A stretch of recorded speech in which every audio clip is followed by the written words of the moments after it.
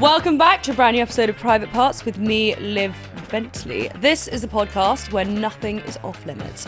Make sure you subscribe and follow us wherever it is that you get your podcasts, and you can watch every glorious episode on our YouTube, which is at Private Parts Pod. Today I have a glorious guest joining me on the sofa. She's an author, performance coach, therapist, and all-round empowering woman. It's Annalie Howling. Aww, thank you. Sorry, I nearly had to stop for breath there. I was like, fucking hell. I'm buzzing about this, by the way. So just to start off with, a little bit of background about you. Sure. Potted history, did all the stuff that I thought I should be doing, trying to be a good girl. Had a massive traumatic childhood. We can dig fully into that if we want to. Was living with self-harm and OCD for years, but masking it brilliantly. Oh my God. Like hyper perfectionism, massive people pleasing, because I didn't want people to get to know me, so much better that I meet everyone else's needs and try and be perfect instead. Led to a huge burnout when I was 29.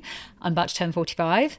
Got divorced as well, had my daughter. So kind of a lot happened in that time. But during that period, I found doing sort of the healing work myself. I do EMDR. I really want to find out more about that, by the way. So let's talk about that. Happy to talk about that. Yeah, that turned my life around. That really changed my life. Yeah. How old were you, when you started going through all this? So this sounds a bit bizarre, but I just want to be really honest about it. It was subconscious for me. I didn't know what was like running my engine, if you like. I just knew that I wanted to be financially autonomous and successful.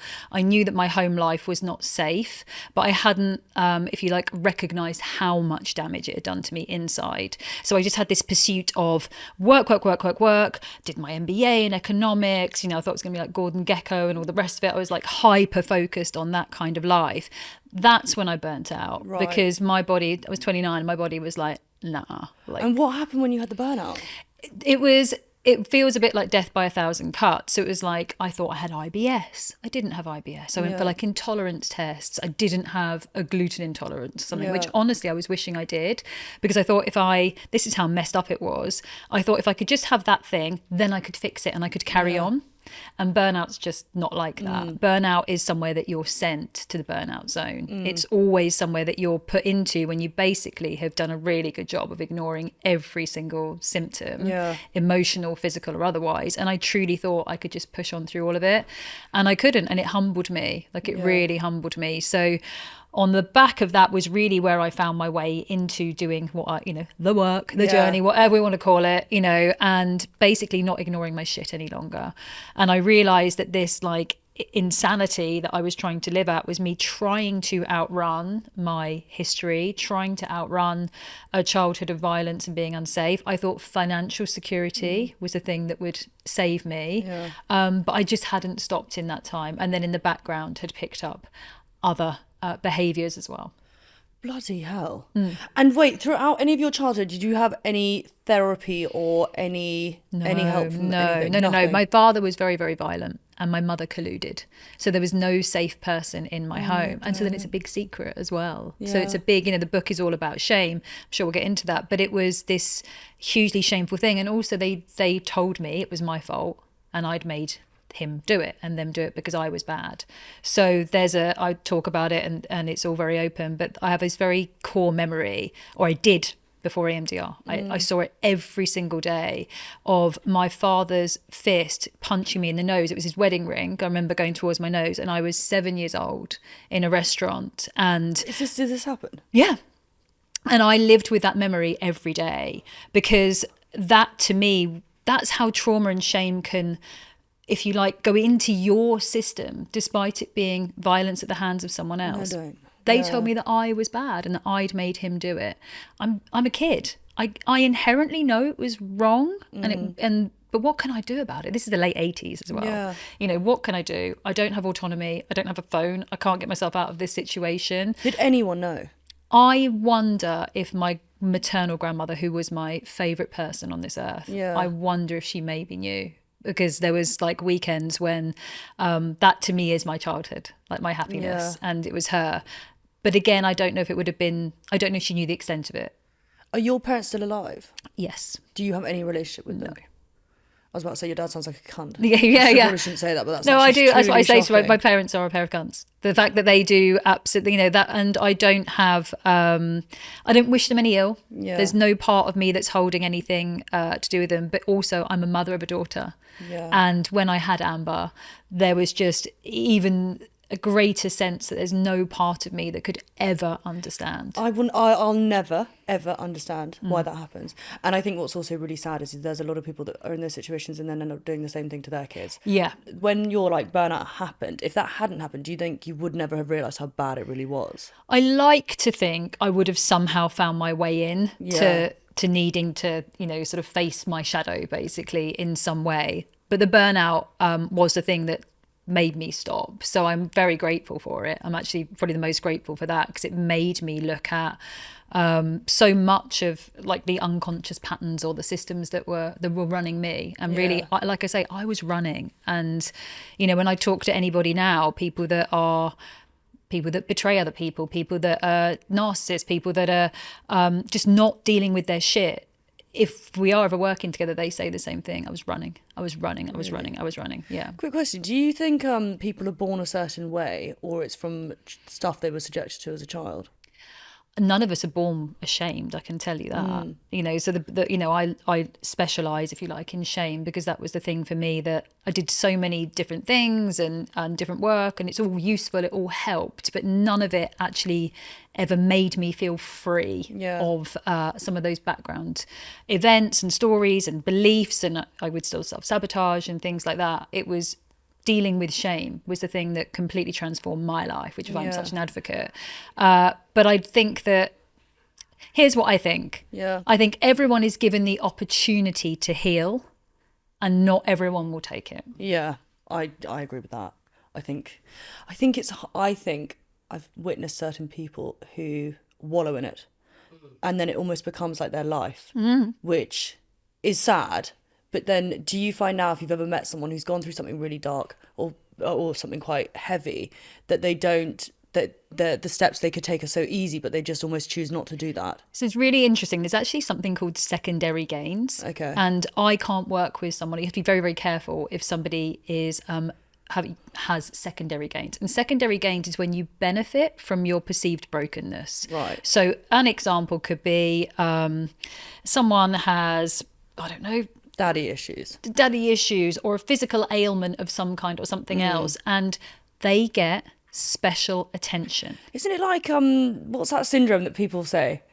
Munchausen's. Is it like that? It can be similar. So secondary gains is something where let's just say you developed a food intolerance. Let's go for something like on that level, and then we can't go to certain restaurants because you can't eat that food, or we can't do this, or I've got to do a special menu, or whatever.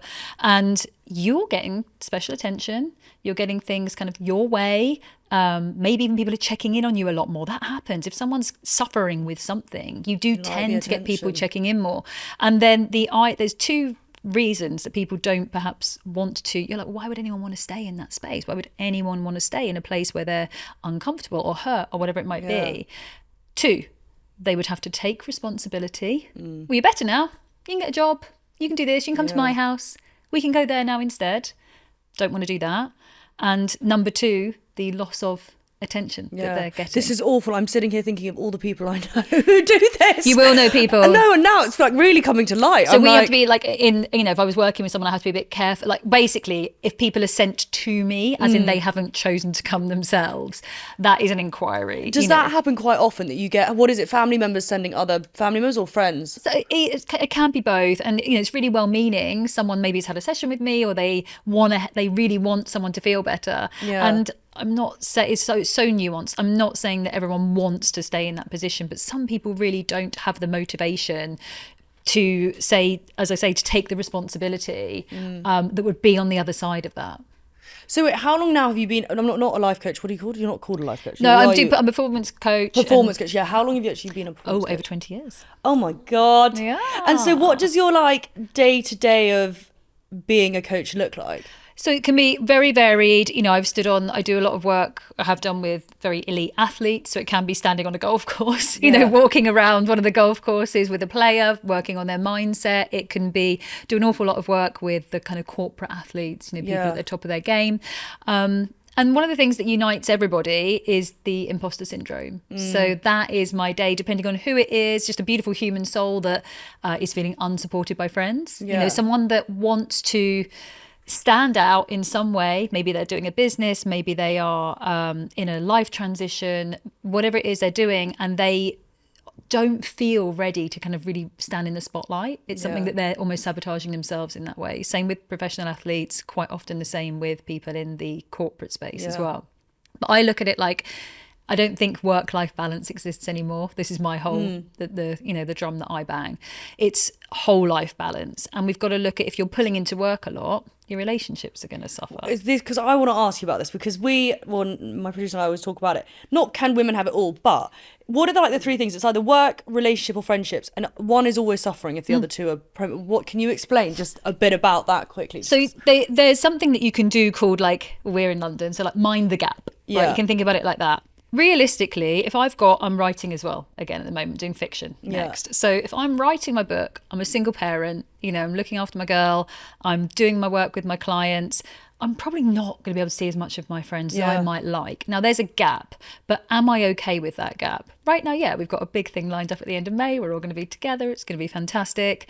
I keep them up to date with kind of what we're doing. They know that I'm not absent from their lives. We've got the group chat going, so that's a gap that I'm okay with for this period of time, if you like. And then the same, if I'm spending loads of time with them, work's obviously on hold for that period of time, you go back to it.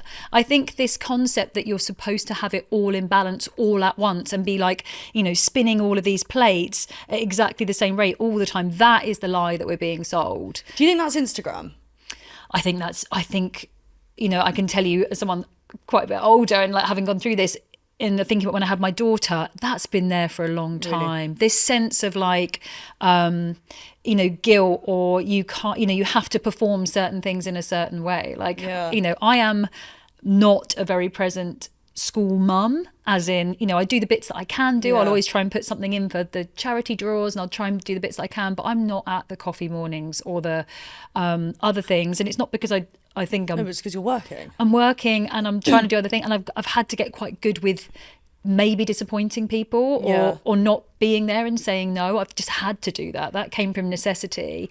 But certainly before, when I was married and other things, I did feel this pressure to be, present at all of these things and kind of giving to them. So I do think that there is this unrealistic sense that you're meant to have it all at the same rate all the time. And do you think the pressure on women is incredibly different to men? Yeah, I do. Yeah, no, I do. I'm not like a feminist, but I think women take on a lot more than men do. Yeah, and I actually think the reason for that, because I'm a big man lover as well. I'm all here for the men. Most of my private clients are men. And they are, and they're amazing. And I love it when a man really wants to kind of, do work and help their relationships. Like, it's just gorgeous. I love working with men. I think it's just an incredible thing.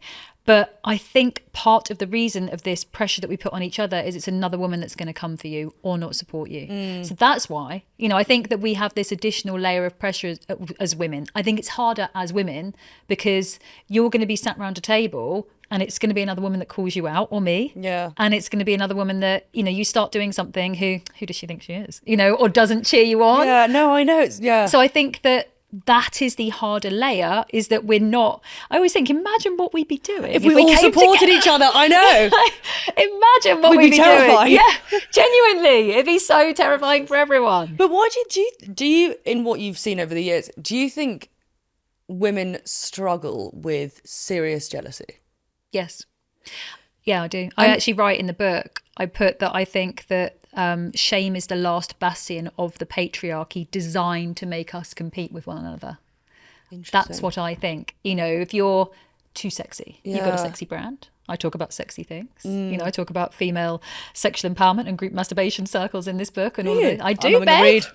Yeah. Oh, I talk about all these sorts of things in here. I am unapologetic by nature. I will absolutely be, I'm a sexual woman, and I'm very open to talk about that. Good. I appreciate that. I think more people should. Yeah, same. I started my lube company. I'm absolutely exactly. We'll be Joe mowing all over us, and I'm here for it, so. Fuck, I should have bought you something. We're so low on stock. I need to actually get more in. Once it's in, I'm I'm going to send you some. Thank you. But I'm really, I'm really empowered in that sense. Yeah. And so I wasn't, which is why I'm kind of on the other side of it. I'm so liberated to talk about it and be, really own that part of myself. But there is shame attached to that. And the patriarchy kind of dictates that you would have had some pushback probably, or some people being like, oh, it's a patriarchal structure and system. And again, I'm here for the guys. There is this outdated system that as women, if we fly too close to the sun, a bit like Icarus, we get anxious, or Liv, don't do that. What if somebody, no, but it's a bit too much, or, what if they say this to you, or this might happen. And we stop ourselves because of this. And then other women are always there being like, Queen, I'll polish your crown. And yet they are the first to bring each other down. It's bad, isn't it? Yeah. So I think that's why it feels so hard, because we don't have this kind of guaranteed support around us. You will with some good friends, but we don't have this guaranteed support around us. Do you find, I notice I've got sort of, not my friendships are in tier groups, but they're obviously like my close friends who are supportive. Then there's the ones who are sort of like, not there for a good time, but that kind of thing. Yeah. In like your journey of where you've got to, have you noticed a difference or a shift in your friendship group since you've become where you've got to? Massively. I would say it was really the divorce was the kind of the greatest sorting hat of all. If I was in Hogwarts, the sorting hat of like, fuck, I'm getting divorced, and they were, and people that were so close to me. They just drop you. Yeah. And thank God, honestly, I was warned by someone, a friend, who said to me, listen, and it's the best advice I was given that I'd give it to anybody on the other side, there are going to be people in your life that you thought were always going to be there, and they won't be. And it's going to be devastating. But when they move out the way, there's going to be people that you never expected will step in and like hold their hand out to you. And that is exactly what happened. Yeah. But I was just so grateful that I'd been told that in advance, because, I mean, truly, like, best friends. It's hard though, because you like, I don't know, I think sometimes I'm so stunned by like, not the lack of loyalty, but when you look at when someone does something that you thought was your mate and you're like, hang on a minute, who the fuck are you? Yeah, I really question everything about them. Yeah, completely. And it's because you think, I would never do that to you. That's the other thing. I would never ever, if you were having a tough time, the last thing to do is come and kick you in the face, so many things happened, and people that were, one is that you're a mirror. Going through a breakup like that, people that were also maybe sharing that their marriage wasn't going so well, but they weren't perhaps going to leave, and then they kind of closed away. One of my really good friends, I remember she said that her and her husband separated, and they'd all had kids some years ago that were the same ages, and she'd been speaking to the wife of the friend, went to the train station the next day, the husband literally turned his back and stepped away from her, never spoke to her again. They were like godparents, in and out of each other's houses. Really? But do you think it is a case when it comes to couples is one of them has said to the other one, you cannot be friends with them? I think that can happen. I think honestly, I think a lot of the time people don't know what to say. Yeah. I think actually a lot of the time we think it's conspiratorial, and actually it's just a cock up. People are just a bit shit, or don't know what to do, or don't want to upset somebody. And then I think sometimes there is a lot going on behind closed doors that we really don't know about. Yeah. And it's just too triggering. What would your advice be to anyone who is currently going through a divorce and is noticing people dropping like flies? Honestly, that advice that I was given, which is, it will hurt, but please know that if those people are being moved out of the way, it is in your highest good, that they're, if they're not going to be supporting you and cheering for you, it is upsetting, but allow them to move on. And genuinely, some of my best friends and the best opportunities, including writing a book, including my relationship now, including the work and everything I'm doing, would never have been able to happen. If that didn't happen, yeah. I'm a big believer in like everything happens for a reason. Just like let it happen kind of thing. How long from your sort of like your burnout phase to getting to sort of mentally being where you are now did it take for you to like build back everything? I would say it was in a couple of phases. So the burnout was late 20s, and then I had my daughter mid 30s. Okay. And got divorced then. So obviously that was another period. But actually my sense of self was pretty good in that place. I'd found the work that I loved doing. I was very purposeful. But when I started training in trauma-informed work, that was when the missing piece of my background, if you like, kind of came into the mix. Yeah. So everything's very serendipitous. Like it didn't matter where I sat on a plane, I went to an event, I did something else. I'm like, what do you do? EMDR. And I'm like, okay, all right, got it, universe, like got the memo, go and find a way to train in EMDR. And I had some EMDR sessions myself first, because I'm like, I want to make sure I would never do anything with a client I don't believe in. Yeah. So I went to go and have that first. And that was where that memory of my childhood that honestly had haunted me every day.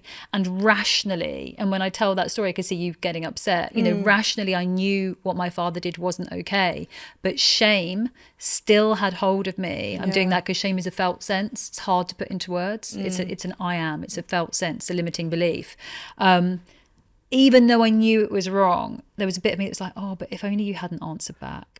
If only you'd been a bit better. Like if you just hadn't done that, maybe then. And that's what I hear clients say all the time. So then when I went to go and do this trauma work, it was serendipitous because when I work in elite sports, you work with functional med. And so they talk about polyvagal, the nervous system, all of that. I knew all of that from that work. Yeah. Got to this trauma workshop and they're like, this is how it works. It's your vagus nerve. It's polyvagal. This is what's happening to you on a trauma response. And everything made sense to me. So what is a trauma response? Like what is happening? Okay, so a good way of me explaining this is like we're here now and let's just say someone walked in here with a knife right now into this studio. Now you and I are going to have one of 5 responses that's going to happen. It's going to be fight, flight, freeze. The other 2 that we don't talk about very much, flop, pass out on the spot, or fawn. And fawn is the one that I'd like to sort of like focus on more because I believe, especially for women, that is something that we have not enough understanding of. And for me has explained so many places that I've ever felt shame in my life for reasons that I behaved or did not act in a certain way. So what's happening is the threat comes in, your prefrontal cortex, which is here, times, dates, what you need to buy from Waitrose, those sorts of things, gone. We don't need that right now. Our Broca's area, which is language, sits just behind it.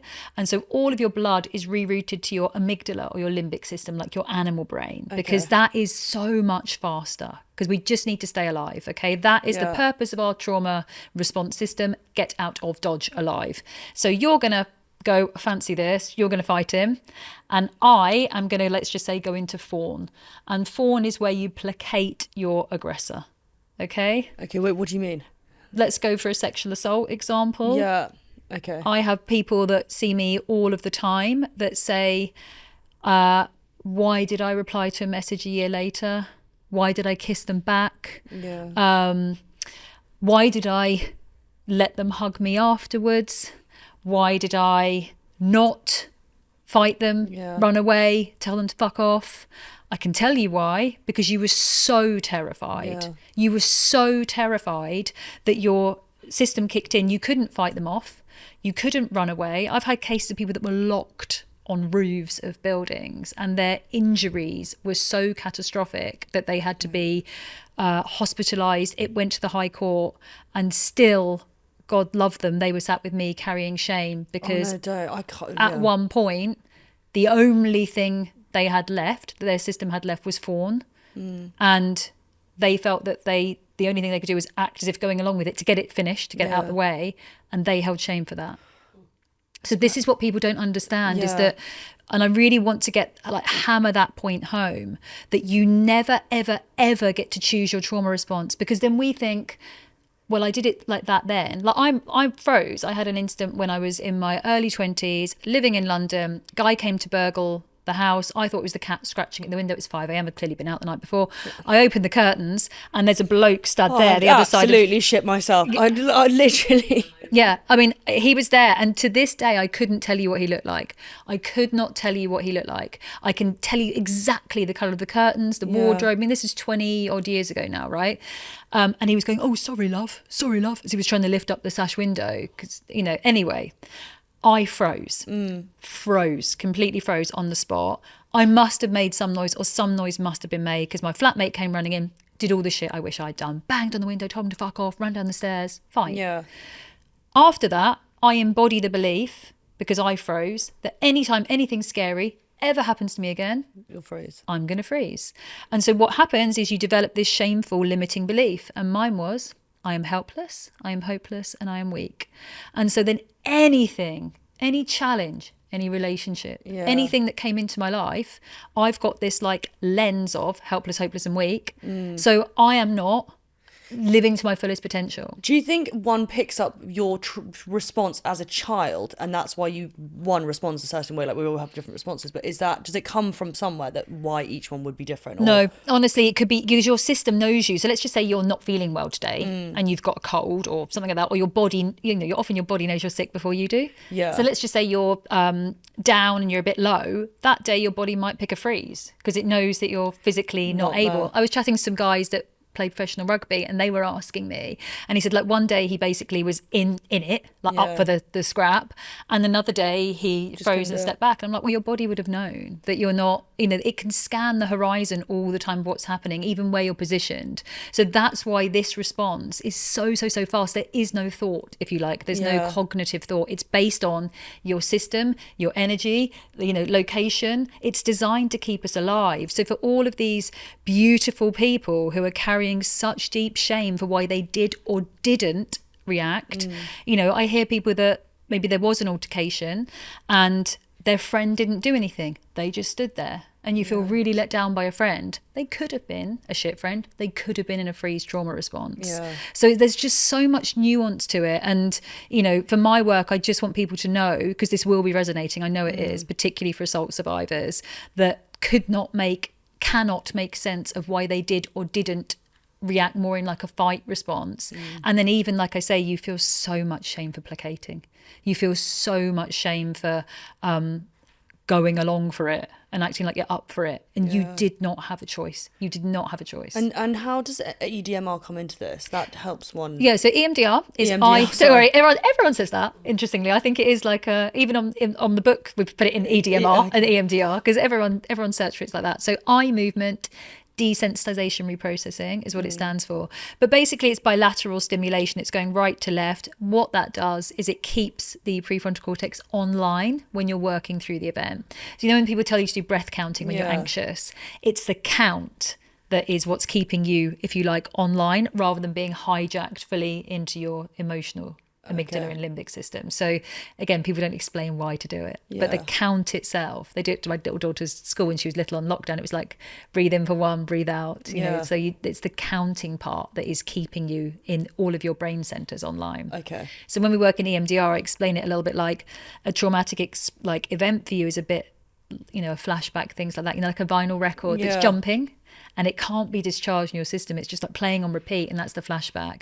When you're doing EMDR, other somatic work as well, I'm a massive advocate, but look, anyone can do what's available to them. I'm a big fan of somatic, anything that's going to really help you, because trauma is in the body. It allows the entire event with your faculties online to discharge it from your system. Because I was going to ask, if this is an old, I have therapy, but how do you know if you don't remember, but you had something happened when you were young, but you don't know what it is, but there are weird repercussions of it later on in life, but you can't quite work out what the fuck it was? Okay, so interestingly, so when we're in that state, in that trauma state, and I said, the blood's gone here to kind of save you for the trauma responses, your brain is also tagging. So it's doing things like, I can see a red bag over there. I can smell producer's perfume here.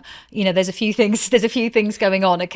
So then we've had the attack in here. You've gone and punched him. I've just gone, do you want a cup of tea? I was warning. I'm being facetious, but I'm trying to calm him down, and it's okay. So that's what's happened. We've all gone, we were lucky. Well done us, Liv, we got out of here. I'm then walking around in 4 months' time, and someone walks past me with a red bag on the street, and I am stricken. And I'm in a different environment, or I'm somewhere else, and I am having a feeling of this anxiety, or it might not be an actual flashback, but I'm feeling panicked and out of control.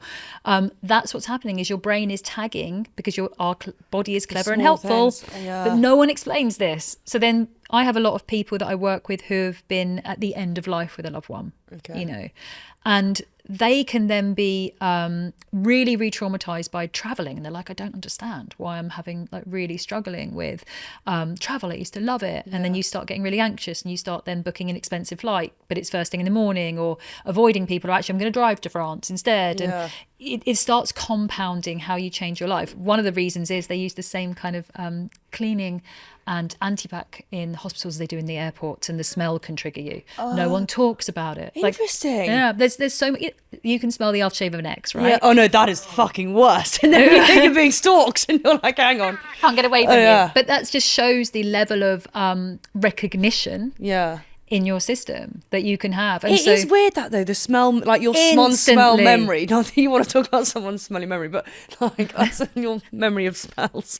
Sorry, that sounds like I'm laughing too much. But No, it is odd how weird smells trigger something. Yeah, and no one talks about this stuff. So like for me, you can probably hear I'm quite passionate, but my whole MO is that I don't want people living with shame, thinking that they are broken. Yeah. When there is a system at place in your body. System is designed to keep you alive. It does its job, but it's just a bit fucked up. That no one kind of explains maybe the aftermath of that or some other things to do. So if there are repetition sensations or feelings, there is a possibility there's a repression of the event somewhere, but the tagging clearly worked because you'll be in, like I say, certain situations where things are smell, colour, sounds, time of year. You know, people, obviously you can remember an anniversary of a passing, but we don't put together, again, there are certain flowers, a certain fauna, there's certain things that happen at times of year that can, again, really re-trigger us. Yeah. And so I'm going to say it wrong again. EMDR. Yeah. God, I got it right. And that, how does it work in terms of sessions? Does one just have a few sessions of it and you sort of like rework a few things? Different practitioners work in different ways. I tend to work with people in one really like intense session. We do a call first, me to make sure that I think it's appropriate. One thing about EMDR is you need to work on a single event. Yeah. So, you know, an example would be if you've lived with domestic violence for a long time, we need to pick a specific event. What's kind of amazing about mistress trauma that we work with is that after 3 months, an event is considered to be PTSD. Okay. So 3 months and longer. And it kind of what that means is the nuances, the individual elements do start to merge into one, and you kind of begin to treat that as a single event. If it's within 3 months, you would treat that as a recent traumatic event, and you work on each element that you can still remember, if you like, as a separate protocol. So again, a good practitioner for anyone listening will talk you through that and where it is maybe you feel stuck. But I'm happy to speak from my own personal experience. You know, I was doing all the things, like all the stuff, you know, and I'm really privileged. You know, I was working in like sort of coaching and therapeutic circles. So I had access to, you know, people that could help me and things like that. And I couldn't get past certain blocks and limitations. And when I was going through my divorce, the barrister on my ex's side was so aggressive and so horrific. He was pointing at me going, who do you think you are? Who do you think you are? You know, and it's very unusual you get a man doing that to you. Like, I'm not a professional boxer. They're allowed to do that. Well, apparently not. So my team were horrified. The whole team were horrified. Isn't that like a something tactic? Like a, what's it called? I watch a lot of CSI. Yeah, Law and Order, sorry. Yeah, it's an intimidation tactic. And I can tell you, it worked. I mean, thank goodness I also have to tell you, I had a crystal in my bra. Like, I went all in. Oh, good. I love a crystal. The only day we both talked about wearing a bra today. It's a special occasion. We've both got our rose quartz out. Put a bra on. But yeah, I had like a crystal inside my bra. I had stuff like everywhere. I was fully like locked into, I'm not going to take this energy on. But I could see that the other thing was, this is happening to me, and I can see the reaction on my team's faces. And the other thing I was told was not to respond. So I'm sitting there, not reacting to this guy, and thankfully I know some techniques and I was just like, I started writing a shopping list so that the judge I'd have lost my shit. I'd have been like, fuck off, mate. Well, I think we got him back later. Like, never be relaxed around me. Never be relaxed. So yeah, it was I started because you can discharge stress with a movement. So I was like, I'm not meant to respond. I'm not meant to react. You know, I'm going to just try, and I don't want the judge, you know, I want to sort of present myself well. My team are reacting like this is not a good thing. I need to do something to try and stop me being completely flooded. So I started to just write a shopping list. I was like, just start doing anything that can kind of just literally any action that could just try and keep me online in that moment. But it was horrendous. And the reason I wanted to say that was I have all the tools. I have all the privilege. I have all the resources. I knew what he was doing was wrong. I got back from there. I had such a horrendous set of nightmares every night of people being like in my home, like going through my, it was like a violation. Yeah. And I had these horrible dreams every single night. And I was like, right, I need to go and get this dealt with. So, and I could also then feel myself like, I went to the supermarket and I felt like I was taking too long to park the car. And so I just wouldn't go, and then I'd order online, and then I wouldn't go somewhere else, and then I'd avoid something else. And basically what was happening was I was starting to change the way I lived my life. I was developing anxiety again. Yeah. I was starting to make excuses to not be in certain places. Did you recognize it quite quickly? Yes. Or you did? Like fairly quickly, because you start excusing it. Oh, I'll just do this. Oh, I'll just do that. Oh, I just won't go to that. Oh, and I was like, this is really taking hold now. I could feel it was really taking hold. And again, I'm privileged. I have a therapist that I can go to. I saw her, I can afford it, all of these things. And I knew what was happening to me, but a lot of people don't. And I think if I'd, and it takes roots, that would have taken roots in my system. Because I always wonder this, like how, other than your body showing signs, I have this big thing that I don't know when I'm stressed, but my body does. And whether that's because I then get my hair falls out or like just weird shit that I know, but I don't think I'm stressed at all. And I hate when people go, oh, don't stress about it. And I go, I'm not stressed, but my hair's coming out. But how can one put two and two together as to what's really, like what warning signs does your body or you go through for you to physically understand or mentally understand that there's something's wrong?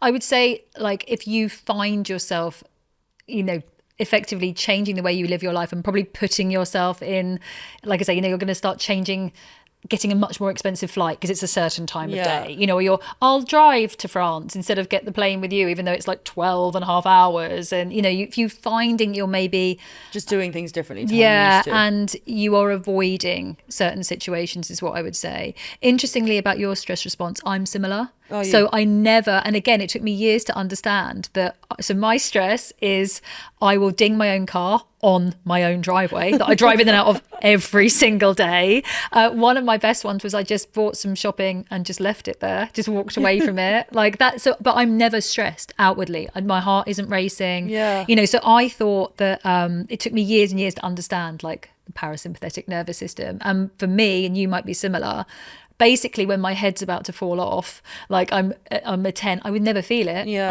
I'm in an Enya video. I'm like floating around. And then you just wait for the major breakdown. See you. Well, yeah. Or just it would be the tiniest minor inconvenience. Like, I don't know, I've just stubbed my toe or something didn't happen. It's not that, this huge, enormous event, which has probably caused me to go into this place is happening. But I never understood that was stress to me because it wasn't the stereotypical oh my god I never had any of that. And you might be similar. Like I say, it will just present to me that okay, I seem to have gone into basically dissociation and kind of spacing out. That's my big stress response. It is interesting though, isn't it? I sort of wish mine was more like just scream and shout and get it out of the way. But if I go through like a breakup or something, or if I've got anxiety, my appetite changes. Yep. And I'm aware of it, but I don't really do not a huge amount about it. But I think my weight probably goes up and down mainly off the back of the stress thing.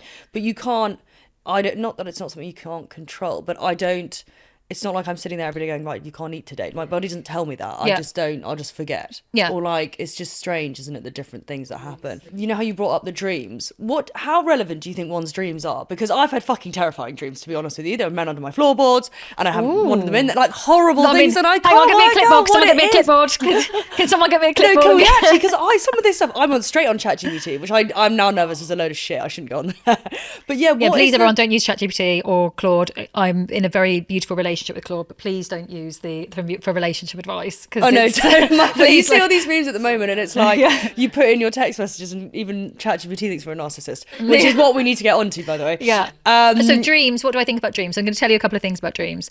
Whenever I've seen anybody and done EMDR work, I say to them, look, one of two things in your sleep could happen. You could have people leave really tired because you've basically gone into your you've removed a traumatic kind of system body memory and you end up it feels like you've had a really deep tissue massage. You feel a bit woozy. It's that kind of like loveliness. You're either going to sleep like the dead, or you're going to have really funky dreams. And I'm a fan of both. Reason being, our sleep cycle, it starts with, you probably know this, but it starts with your physical lymphatic system first. Okay. So like the body's doing its detox first. The latter part of your REM sleep, you know, when you have the dream and you go, and you wake up and you're like, the falling dreams of people under your floorboards, the really scary ones. That happens in your latter stage of REM, the really, really deep sleep, because you're effectively paralyzed. So you can't hurt yourself when you're having these bonkers, crazy dreams. Yeah. However, what's also happening then is your brain is doing its big detox at that point, because your lymph system stops about here, physical to brain. And so it's kind of going through the day being like, do I need to remember this? No. Do you want to store this? Yes. But it can also process out things that you've got subconsciously that you're not prepared to deal with in your day-to-day life. That is when it will be, I mean, it's not always true. You know, there isn't a man under your floorboards. Yeah. We need a dream expert on here. But like in my world of like trauma work, it can be a place that you cannot fight your subconscious in your sleep. Okay. So that's where sometimes some things are coming out. Interesting. This is fascinating. I just want to ask you one more thing, just make it about me. I have quite an amazing technique that I am very good at forgetting things. Not as in I've got a bad memory, but I just have a way of blocking things out. I just won't remember. I don't remember anything negative. I just managed to get out of my head, which I actually don't think is a very good thing. But why have I started doing that? Like, is it new? Yeah, it's a newish thing within the last 2 years, I'd say. Mm-hmm. Like just terrible things I just forget. Or like it's like I've chosen to forget I'm not sure that you have. So I mean, obviously we'd need to talk about this more. But there's this. I've talked about it before. I had a video go viral about this. But there's a paradox in healing, which is, let's just say you lost someone. You know, grief is a kind of good example of this.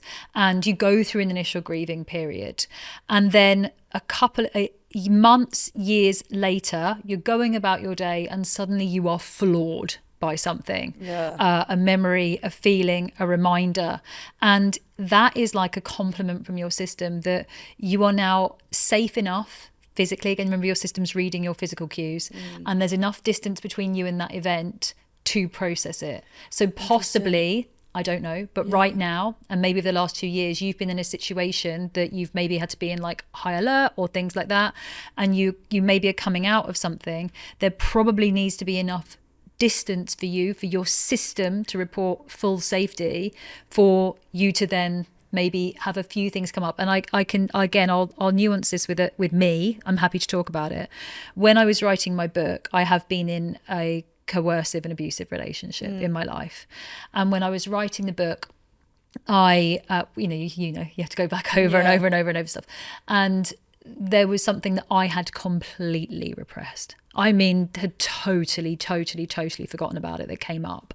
Very abusive. Right. And deeply coercive. I'm just being very careful what I say. Very coercive, really abusive. Violence, but that wasn't me, but was made to feel like me.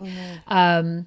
And when I talk about blocking it out, had no memory of it until that moment. And I was like, right, okay, well, I need to deal with this now. And I was able to deal with it now. Because you were in a stronger place. And I knew where to go and what to do. So that was in there.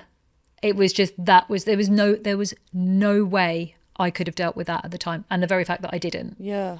It's weird, isn't it, the way our bodies and our minds work? But it's to keep you, again, it's all, our bodies have this fantastic system of getting us out of dodge. You know, like, we really can't be slowed down by processing this now. You know, we've got to keep going. You've got to keep your career on track. You've got to do this, you've got to do that. And then you get to a certain place. Like, why do people sabotage really nice, secure relationships after being in a shit one? Because it's so triggering for us as well. And, you know, that can be things that come up. You feel safe and you're finally in a great container. And then we get this sense of, you know, and that can be underlying limiting beliefs from childhood as well. But that can happen. So I'm not saying, oh, you've got loads of problems, Liv. Like, wait for that to jump out your closet. Not saying that at all. It could just be that you know, your body is in forward motion right now. It may be something that pops up later. And it may be, you know, it's something you kind of go, oh, yeah. That happened. It's really hard, isn't it, to talk about certain things without going men and women, because I know everyone's like, we're all kind of not the same, but it's all of us doing it. But that when men take initiative to go and actually deal with certain things that they've gone through, because I think, I don't know, maybe women, we all speak to each other more. I don't know what guys' chat is like, or if they ever talk about certain things that they've gone through with each other. But I think women are better at it. But it is quite amazing that men are now actually focusing more on their, not mental health, but like dealing with what they've gone through. I think with me, because I am a performance coach and Yeah. I work with Chelsea footballers and golfers and things like that, but I say to them all on the first call, we're going to go into your whole life. I also do, I mean, I have had the feedback. I do think that I am quite straight talking, and I think they do want to talk to a woman. You know, I think there is something in maybe not talking to another guy, because let's be honest, there are loads of male therapists and psychotherapists and like elite athletes that do, you know, work in this field that I do. I think the clients that come to me, they want to, and a lot of them want to talk about their relationships. Do you know, a lot of my male clients have been betrayed. And they're really embarrassed. Let's get onto this, actually, shall we? Just betrayal as a whole. Yeah, they are really embarrassed. What, that they've been cheated Yes. on? And they think it hasn't happened to anybody else. And do you think that's an ego thing? I don't know. I mean, I'm just literally thinking about my clients right now. I don't think it doesn't seem to be their ego. They just don't think there's anybody else that they've met or that would have been in that situation. They feel stupid. When you have been betrayed, you can take on the humiliation and shame. How could I have been so stupid? Yeah. How did I miss the signs? You know, you can end up taking on the shame for another's duplicity.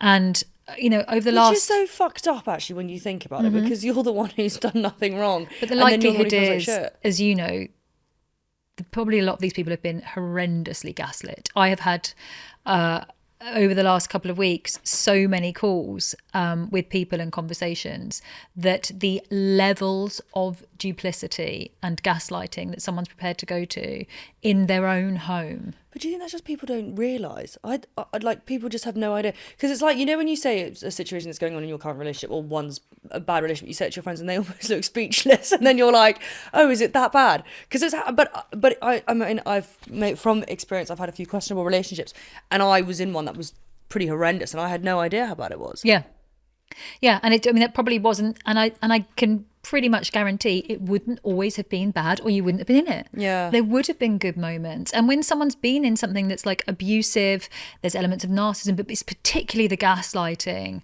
If anybody is lying to somebody, please God stop, because the damage you do, like the long-term damage you're doing to that person is... And for their next relationships as well. Right, it's hideous. And what happens is with gaslighting, maybe it's just worth me saying, because I think gaslighting gets chucked around as a term. Yeah. It's too like trendy. Oh, you're gaslighting me, stop gaslighting me. You know, it's a bit, it's just used everywhere now. Yeah. Like bloody waiters gaslighting me. You know, then they might be, but I hope not. You know, like, so I think we need to get really clear that when someone is truly being gaslit, it is every, you know, someone will an action they'll take, and you maybe say, hang on a minute, what's this? And they will just double down on your reaction to it. I had a client who was cheated on by her husband with her best friend, and they both gaslit her for years. That poor woman's going to think she's a lunatic. Like, that's what it is. It's the worst. I hate when people think they're crazy. It really, like, because I've been there and it's fucking horrendous. She told me a time that they were on, because they're also, you know, I need to be careful what I'm saying, but we're very close as families as well. And there was a time that the families were together, and what is wrong with people? I'm not being funny, this is what I mean. sorry. This is what I mean. That the husband and the best friend turned on her. They were up late drinking, of course they were. Turned on her. She went to bed in tears, thinking that she was a terrible wife, person, partner, and of course they'd basically done that to dismiss her early. This is a campaign. This is manipulation. These people are choosing to manipulate your reality, and they do it for so long, and it's in your home. You know, think about how insidious that is. It's like crawling through every part of your life. And then, I mean, that is genuinely horrendous. Another person I was speaking to last week, again, I'll just be careful what I'm saying, but the marriage, they had decided that they didn't want to have children together, and she felt she got quite a rough end of the stick with it, with people being like, why are you not doing this, and why are you not doing this? What has he done? Gone and had a fucking child or something. Of course he has. And then she feels like she's too old, and, you know, that might not happen for her. Actually, it's so shocking. A friend of mine who was undergoing cancer treatment, she was sent her husband's Tinder profile. Oh yeah. I mean, and by the way, he lied. He said, no. Someone has used that. He was not the hottest man in the world, someone has chosen to use my picture. What do you think possesses a person to treat another human being like that? Like, because I think they are empty inside. I'll never understand what really goes on in someone's brain to do things So that are so shocking. A genuine narcissist, if it is someone that is narcissistic, they are empty inside. Genuinely, they are. Is that because they've experienced trauma, or they were born that way? This is where we're all born as narcissists. Interestingly, so we're all born. We can't meet our own needs. Yeah. So we're a baby. We're crying. As in, we have some tendencies. We have to have our caregivers to meet our needs. So we make a fuss, and we are fed and held and looked after. Now, most of us develop independence. But for some, they still make a fuss, trauma bond, reject, hoover back in, love bomb, or the cycle continues, the hate campaigns as well, the smear campaigns, those sorts of things. And so it goes again. But for some people, they just don't develop, I think, those senses of self. And so what they're always doing is a moth to a flame. They look for people who are more whole and have this sense of self, and so they grab onto them, thinking feed off them, literally supply. So they think, okay, well, I'll be fine here, and then of course you need another. But the other thing with narcissists, which is the way you can tell, is this sense of entitlement. They think that they deserve not only what you have, but maybe even more than that. But they aren't going to do the work that you did for it. They're going to try and take it from someone else. I write about this in a book. I call it like a cuckoo. A cuckoo. Yeah. A cuckoo never makes its own nest, the cuckoo bird. Steals everyone else's nest. Steals it. Yeah. But the thing is, when it starts to like decay, it can't repair it because it didn't fucking make it in the first place. So it just then goes and gets something else. So it never develops any skills. So they are deeply, deeply insecure narcissists. But the other really important thing to say is they ain't never going to change. Yeah. There is no point. There's an amazing, incredible book that I think it's called by Dr. It's called Unapologetic. It is called Unapologetic. There's also another great book. I'm happy to shout her out. Dr. Romani. She's fantastic. And it's called It's Not You. And she goes through the different types of narcissists. Covert narcissists, the victim. Okay. So you will never be able to have a conversation with them. They'll never take responsibility because they're, I'm ill, or you can't, or I'm weak, or they'll avoid. I know a few. We all know a few. I'm going to tell you now, a lot of female friendship groups will have some covert narcissist sort of, because I think sometimes with women, it can seem like we all laugh about passive aggression, but then there actually are some people that are victims and are sort of embedded in their victimhood because they evade responsibility, a little bit like the secondary gains, but again, they are so entitled. They are looking and they are like, but I deserve that. Why has Liv got that and I haven't got it? And then if you were to ever confront them, you'll never be able to confront them. Yeah. Because they'll be ill or unwell, or how could you possibly, and then you're a bitch. Always going through a hard time. Yeah. The amount of times I've fucking not said something because someone else is going through shit. And it's hard because I'm one of those people who don't kick a dog when it's down, but now I'm like, was that dog really fucking down? Yeah. Yeah, because then you see them behaving differently with someone else, or something else comes along and suddenly they seem to be like, fine again. They change their rules as well for other people. Oh, I'm not going out right now, or I'm not doing this, or I'm, whatever it might be. And you're like, cool, yeah, you're doing whatever you're doing. And then you look around and you're like, oh, but you're doing it over there with everyone else. So they're... Anyway, there's a martyr narcissist, more of like the kind of fake guru leaders. Politicians can be martyrs. If it wasn't for me, this cause would never happen. If it wasn't for me, martyrdom. Yeah. Then the more malignant narcissists, which is the ones we kind of think about. So there are different narcissistic types. Can people change? Dr. Romani says radical acceptance is the fact that they never will. And so what that gives you is the freedom that you can. Okay. Because if you're not trying to sort of put the energy and effort into changing another person, then you can be like, right, well, okay, if they're never going to change, that's disappointing because maybe it is a family member even, or something like that we can't move away from. What can I do? I can change how I behave. I can put a boundary in. I can not make as much effort. Yeah. Do you think men and women show the same traits depending on what the narcissistic type is? I think you're more likely to see covert narcissism in women. I do think that's... Yeah, I think that is more of a... I've noticed that more than sort of men. I mean, that's just in my personal experience. But I can, again, from having so many male clients, the betrayal and the gaslighting can absolutely be both ways. Yeah. It's interesting, isn't it? Do you, because I notice now, and I'm not being funny, you go on Instagram. Firstly, everyone's a fucking expert in everything, which is unbelievable stuff. But I saw this thing recently about some bloke taking the piss out of Jay Shetty and Stephen Bartlett, basically saying the wizards are nothing, which I thought was fucking funny. It is amazing. Do you think everyone now, for some reason, has suddenly thought, okay, I'm going to be the love guru, or I'm going to be this. How bad is it really for the rest of us to sit and look at this crap that, you know, people are actually just spieling shit and they actually don't have any expertise in this particular area? I honestly think it is actually really dangerous. I mean, that was fucking hilarious, by the way. Honestly, I can tell you, I got sent that by about 25 people. So everyone, like, the fact that I got sent it by so many people as well, and they were really funny.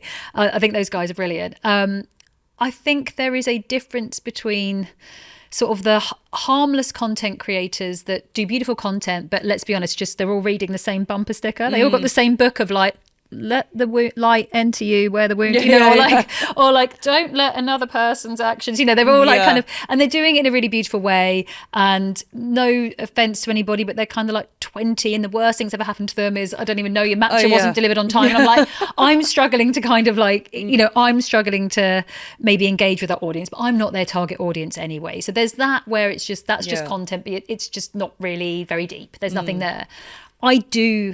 In fact, let's reframe this. I know, because I am sort of part of these circles, I know that there are incredibly well-known people. I did a post about this and it went very viral. I got both a huge amount of support and I got a lot of threats. Right. I had people's ex-romantic partners, huge accounts, huge people, ex-business partners who were legally gagged. I was threatened. I had people investigating me. Are you serious? Yeah, I had people investigating. Wait, what was the post? It was that the wellness industry has a narcissism problem. I mean, it does though. The people talking in the third person about themselves. No, get a life. I honestly think get out. I'm just going to start reporting them, actually. Well, I think this is, honestly, we should. And I do think there is, like the Wizards of Nothing, I think there is a movement towards, come on, like, you know, what's all this about? You know, people not kind of maybe giving reference to smaller accounts or where initial ideas come from, stuff like that. But I do know that it's dangerous because there are some because people... our young susceptible people listen to it, like me being one of those fucking idiots. I found myself in a hole of scrolling weird crap the other day and I was like, what am I listening to? But now it knows my star sign. I was having my tarot cards read by some random woman who's chatting bollocks. But where were you meant to live? Did you do your weird lines in your past life? Literally. But it is like, I mean, it's bad. Not that it's addictive, but it is. Sorry, I'm trying to get comfortable because my knee's gone out. Well, I actually have a massive problem with this. And my big problem is that if I was going to go and buy a new house, right, you know, and there's some leaky windows, I'm expecting the estate agent to like, oh, that's a lovely feature. And, you know, we both kind of know you're taking the piss and you're selling me, you know, I'm generally happy, but you're going to sell me something here that maybe isn't completely authentic. When I think it's not okay is when you have people in this space with huge accounts who are selling cures to people that are so vulnerable, who are saying, I have anxiety, I have mental health issues, I am vulnerable. And then you have these leaders, gurus, therapists, you know, personalities who are selling cures, telling them this is what I did, this cured me, this fixed me. Well, it's a bit like that bloody Netflix show where that girl who pretended she had cancer but she didn't, and she did all that stuff. That's fucking mental. But there are people in this space that are very well known with huge platforms, and I am, you know, sometimes associated, say, at things I speak at or what have you, and they mock the customers. They are laughing at them. They are saying things like, I don't believe in any of this anyway, or they're genuinely, and to your point... Have you ever outed any of them? Not yet. Will you? We'll see. No, because it's so hard, isn't it? Because it's kind of like something you stand for and then someone's going completely against it. But then you don't want to get the backlash if you do end up doing it. So this is it. I did the post about narcissism in the wellness industry because I was just sick of it, basically. And I really can't be with vulnerable people being taken advantage of, especially because of everything we talked about. You know, I get people in my office that, you know, they're spending money and their time and their resource trying to get better. Yeah. And then you've got these snake oil salesmen who are profiteering from people's pain with stuff they know will never work. There's a difference in people that are maybe just they believe in what they're doing, and then there's a difference, you know, maybe it doesn't work but they really believe in it with all their heart and soul, and there is a dark entity that know what they're doing causes harm, not even doesn't work, and that I really can't be with. So I did the post just to sort of say this is kind of some of my experience, and also posting was bloody awful and I was just getting really sick of it, and, you know, not wanting to kind of compete in that arena because I'm not the biggest voice. Anyway, due to the backlash, you know, I am me. I have my daughter at home. It is just and I had this pile on of either, like I say, I was threatened, I was also wildly supported. What type of person was threatening? I was reported to the bodies that I am part of. Yeah. These con artists should be reported. How is there any legal way of doing any, like, how, this is what I'll never understand actually, how the like actual legal side of being able to say that you are someone that, like, I don't know, like, how does that work? Yeah, I mean, I would say that like Reddit forums are pretty interesting at the moment and quite helpful. Have a little look down there if anyone's interested. I mean, there are some bodies like the ICF is the International Coaching Federation. You know, if you feel that somebody is not sort of who they're purporting to be, or you're not happy. But again, do you know, a lot of the time, please tell you what to use Claude and ChatGPT for. Put the contracts of those sort of, you know, if you're going to sign up for courses and things like that, or firstly, unfortunately, in that space, please try and find professional help. And honestly, ask for recommendations first. Do word of mouth.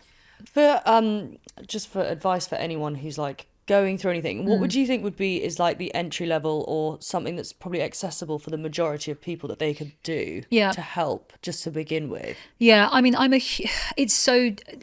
it has to be individual, obviously, depending on what's happening for someone. But I'm such a big fan of anything somatics that's body based. So a good breath work can actually make a huge difference in you feeling safe in like your nervous system. Same for, you know, kind of community based things like that. I would just say, I think now more than ever is community and real people. Ask around. Ask someone you trust. Do you have a yoga teacher you really like, or someone that you connect to? Maybe ask them for a practitioner in that space. And if you like them and trust them, you know, get a recommendation. Ask a friend. And most good therapists or coaches should offer you like it's either called a chemistry session or a trial, like a little call. Please do that. You know, and find out if they're a fit for you or not. Like that is, I would just say, I really think we are moving away from this era of like, and maybe this sounds paradoxical because I've got a page and I put advice out there, you know, but, and I'm happy to own it, and you can come for me again. It's all good. Like, no one fucking come for her. No, Liv and my producer, we're all going to be here now. So, but I don't mind, you know, I'm a thick skin and I'm older and it's okay. And I know what I'm doing is with the right intention. But what I hope for everyone is that maybe I am, you know, used sometimes, but I really hope that everyone enters this era of self-leadership where you're not, as you say, outsourcing to all of these kind of internet gurus, where really it's eradicating your sense of being able to solve these things yourself, you know, because we think we need to get advice or check in with all these different people, and I've got to do these things. If you're going through a breakup, you watch all these different things, and suddenly your ex has become this complete raving fucking lunatic and a monster, and you're like, hang on, he actually wasn't that person at all, but because there's so much stuff is fed to you, you can't even think straight about what's even happened. And I think there's a market for that, right? It is a commercial market. I liked one quote, all right, and my fucking For You page is full of them. It's no longer full of cats. Now it's just it's just these broken up quotes. It's horrendous. Where can anyone find you? So I think the best place is probably Instagram, which is at Annalie Howling. My podcast is coming out later in the year, which is Happily After. So when you didn't get your happily ever after, in whatever way, there's a space for you. We're going to have some stories of hope and healing coming together, and the book, Unapologetic. Amazing. This has been incredible. Thank you so much, and good luck with the book. Thank you. That's all for this week, and if you've got any thoughts or questions or even crazy confessions, please DM us at Private Podcast. And if you are watching on our glorious YouTube channel, make sure you subscribe and leave a comment. We want to hear from you. See you next time.